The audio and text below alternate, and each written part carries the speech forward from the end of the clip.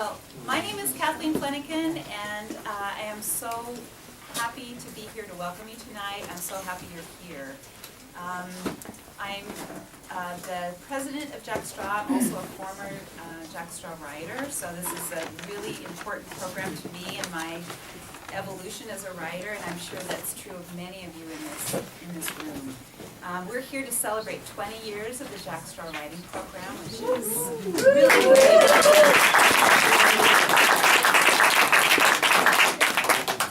I consider it a rite of passage for writers in the Puget Sound area, and sometimes even beyond the Puget Sound area. And it has definitely served as a Rolodex for people who go on to do bigger and better and well, I don't know about better, but more things in their life as writers. And so this is really a great opportunity to come back and pay tribute to Jack Straw, what they have been, and also to Videographer, who has put together this book, A Labor of Love, that lets us really...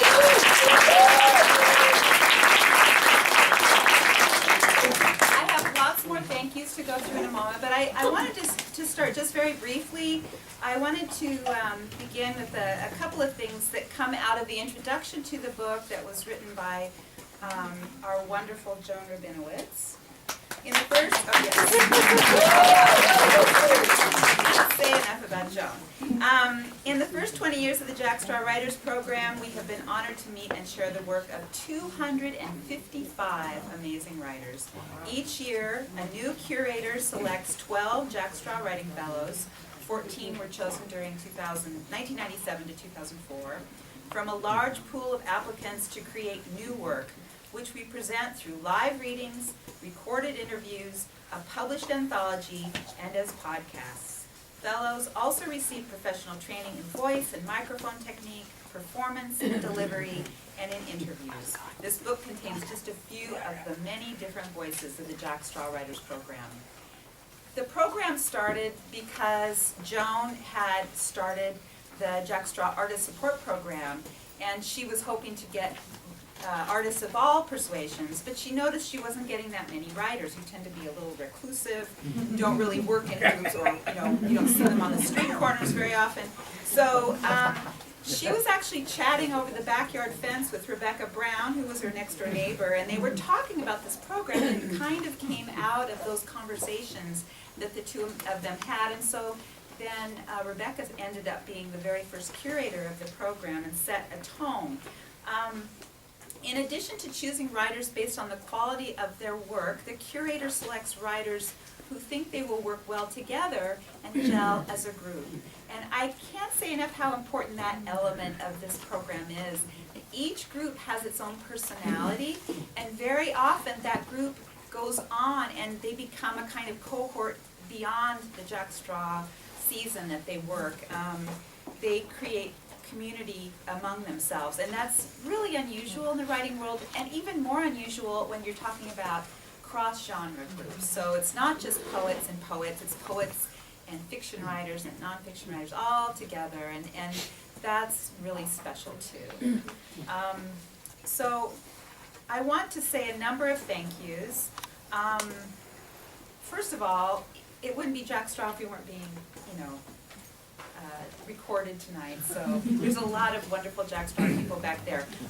Dean Wong and Sherwin Eng, we want to thank for their photography, which is featured all through the book, and all through the years. I think all of us that were part of the program remember having our picture taken over. And in addition to the curator and the Jack Straw writers, there's a team of Jack Straw artists helping to make this program happen. Our residency managers, vocal coaches, radio and podcast producers, anthology and web designers, audio engineers, and photographers. All of those people are part of the Jack Straw program too. We want to make sure to thank our program funders, the City of Seattle Office of Arts and Culture, For Culture, King County Lodging Tax Fund, Washington State Arts Commission, the National Endowment for the Arts, Arts Fund, and individual contributors who helped with the program and also helped with the production of this book. I also want to thank our curators, and I'm going to go through that list. One of the reasons I'm thanking so many people right now up front is so that you won't have to. We have this big, beautiful list of writers. I'm very excited to hear everybody read, but we need to kind of keep this train moving. So I'm going to thank everyone that you are going to thank, so you don't have to do that. First of all, I want to thank our curators, Rebecca Brown, our first in 1997, and then in chronological order, Charles Mudady, Shalin Haiju, Sonia Gomez, Nancy Rawls, Stokely Tolles, Peter Pereira, shout out for your guy, Belle Randall, John Nifsud, J.T. Stewart, Matt Briggs, Judith Roche, Donna Miskolta, Jared Lysing, Susan Rich, Sean Long, Stephanie Kalos, Felicia Gonzalez, Kevin Kraft, Karen Finney Frock, and our 2017 curator, Jordan Imani Key.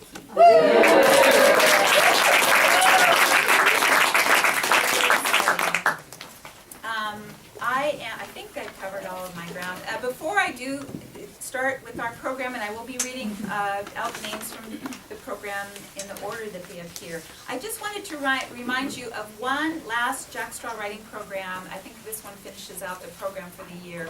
The Bushwick Book Club of Seattle will be performing original music inspired by the 2016 Jackstraw writers on Saturday, December 10th, 2 p.m. at the Ballard Homestead.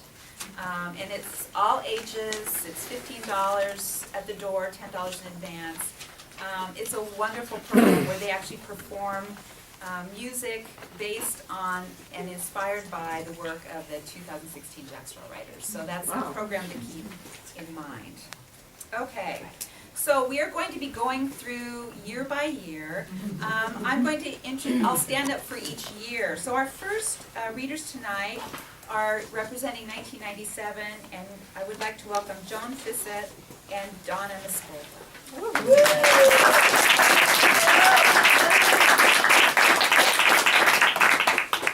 Thank you. It was an honor to stand here 20 years ago. I'm going to read two vignettes that are in the Raven Chronicles journal. The first, Namesake, is the title vignette of my book, Namesake. My mother was named after Joan of Arc. I am named after my mother. She used to tell me stories of the peasant girl who never learned to read. When she milked the cows, she heard voices telling her to save France. She wore a suit of armor as she rode on horseback, holding the French flag high as she led the soldiers into war. My mother said she was burned at the stake. I used to imagine her tied to a wooden pole, while tongues of fire licked her ankles, then moved upward until the red flames and smoke consumed her. I envisioned her looking up to the sky, as if somehow she understood this horrible thing happening to her. When my mother said Joan of Arc was born to save her country, her voice grew serious and calm. She said she became St. Joan because of her suffering. She talked about Joan of Arc as if we were she and she was us. So my mother, a loving, dear woman, suffered from profound mental illness, and Anne's house is very recent. I wrote it this summer. I ran into former Anne Griswan, who I knew at Bellevue Junior High in the mid-50s before I moved to Bainbridge. I haven't seen her since. That's a lot of decades. And this memory of her mother popped into my head, and I sent it to Anne, and she was quite amazed that I had this recall.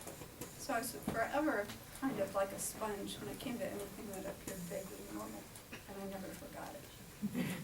Anne's house. Oops.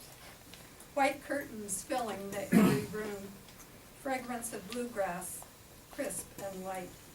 Anne's mother's glasses had dark frames, curly blonde hair like a college girl on her way to a coffee date.